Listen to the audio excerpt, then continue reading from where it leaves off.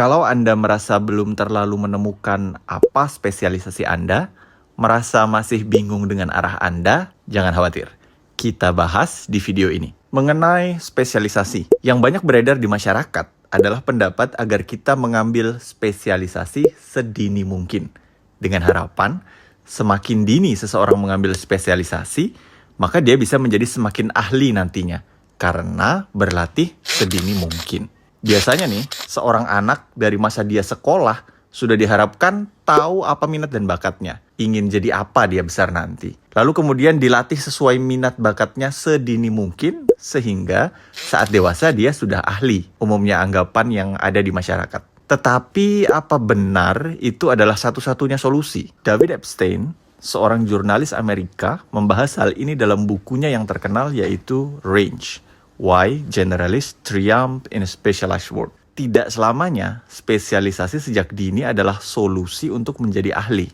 Contoh pertama adalah contoh seorang pegolf yang sangat terkenal yaitu Tiger Woods. Di sisi lain, contoh yang berseberangan, seorang pemain tenis dunia yang sangat terkenal yaitu Roger Federer. Tiger Woods adalah contoh pegolf yang sejak usia dini sudah dilatih oleh ayahnya untuk bermain golf. Tiger Woods bahkan sudah bermain golf sejak usia balita. Dan memang setelah dewasa, dia menjadi atlet papan atas di bidangnya. Karena spesialisasi sejak dini. Tetapi kebalikannya, Roger Federer tidak berlatih tenis sejak dini. Dia malah mencoba berbagai bidang olahraga lainnya, sampai kemudian baru beralih ke tenis dan pada akhirnya menjadi yang terbaik juga di masanya. Roger Federer adalah seorang generalis di awal dan spesialisasi di akhir atau late specialization. Perjalanan menjadi ahli seperti yang ditempuh Roger Federer adalah antitesis dari pandangan kebanyakan masyarakat bahwa untuk menjadi ahli kita harus sudah menjadi spesialis sejak dini. Nyatanya Federer tidak melakukan itu dan banyak lagi contoh lainnya. Misalnya saja Vincent van Gogh, pelukis terkenal yang di usia mudanya mencoba banyak hal, baru kemudian mengambil spesialisasi di akhir. Model yang late specialization seperti ini di era seperti sekarang, era yang semakin kompleks, menurut David Epstein adalah model yang lebih sesuai.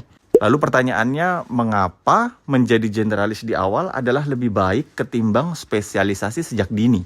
Dijelaskan oleh David Epstein dalam bukunya Range, bahwa saat para peneliti melihat grafik perkembangan para atlet elit di bidangnya, ditemukan fakta-fakta bahwa rata-rata yang menjadi atlet elit itu pada puncak performanya memang berlatih lebih intens daripada orang-orang kebanyakan. Hanya saja, pada umur-umur awal, ternyata para atlet elit itu tidak menghabiskan terlalu banyak waktu di usia dini mereka untuk berlatih hanya pada satu bidang yang spesifik. Dan itu bagus. Mengapa? Karena ternyata mereka memasuki sebuah periode yang disebut dengan sampling period, yaitu belajar banyak hal, mencoba banyak hal, menjadi generalis. Yang pada akhirnya wawasan dari berbagai bidang itu kemudian memperkaya mereka saat mereka sudah menjadi spesialis di akhir-akhir masa. Pada akhirnya dunia memang membutuhkan kedua-duanya, tipe spesialis dan tipe generalis atau late specialization. Orang-orang dengan kecenderungan spesialis memang dibutuhkan untuk tugas-tugas yang butuh spesialisasi mendalam, lingkungan yang terjaga dengan proses, misalnya dokter spesialis. Sedangkan generalis biasanya lebih pas untuk lingkungan yang cepat berubah, yang membutuhkan creative problem solving, membutuhkan kemampuan untuk mengaitkan koneksi antar banyak hal, misalnya seorang entrepreneur, manajemen consultant, dan lain-lain. Jadi jika Anda belum menemukan apa spesialisasi Anda, belum tahu apa yang Anda ingin lakukan, tidak usah khawatir. Selama Anda tetap mengeksplor, mencoba, dan belajar banyak hal.